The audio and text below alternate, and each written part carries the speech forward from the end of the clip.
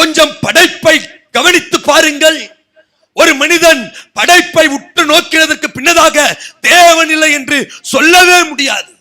தேவன் உண்டாக்கின இந்த பூமியை பாருங்கள், அந்தரத்திலே தொங்கிக் கொண்டிருக்கிறது. இந்த பூமி தானாகவே அந்தரத்திலே தொங்க முடியுமா? இந்த பூமிக்கு வெளிச்சம் கொடுக்கும்படியாக தேவன் உண்டாக்கின சூரியன் எவ்வளவு பெருசு தெரியுமா? பூமியை விட 13 லட்சம் மடங்கு பெரியது சூரியன். அவ்வளவு பெரிய சூரியனை தானாகவே உண்டாக இருக்கும் என்று சொன்னால் எப்படி நம்ப முடியும்? பூமியில இருந்து சூரியனும் சந்திரனும் சரியான தூரத்திலே வைக்கப்பட்டிருக்கிறது. இன்னும் கொஞ்சம் சூரியனும் சந்திரனும் பூமிக்கு அருகாமையிலே வந்தால் பூமி ஒன்றுமில்லாமல் பஸ்பமாகிவிடும். சூரியனும் சந்திரனும் அதுவே தானாக சரியான தூரத்தில் வைக்கப்பட்டிருக்கிறதா? யோசித்து பாருங்கள். இவைகளெல்லாம் ஒருவர் உண்டாக்கினார். அந்த பரிசுத்த தெய்வத்தை குறித்து வேதாகமம் சொல்கிறது, அவர்தான் காற்றையும் சிருஷ்டித்தவர்.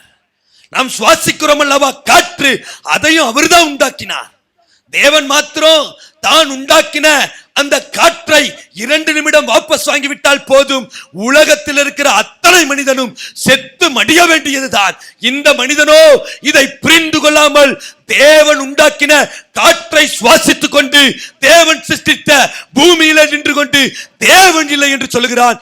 இப்படிப்பட்ட மனிதர்களை வேதம் சொல்லுகிறது தேவன் இல்லை என்று மதிகெட்டவன் தன் இருதயத்திலே சொல்லிக் கொள்ளுகிறான்.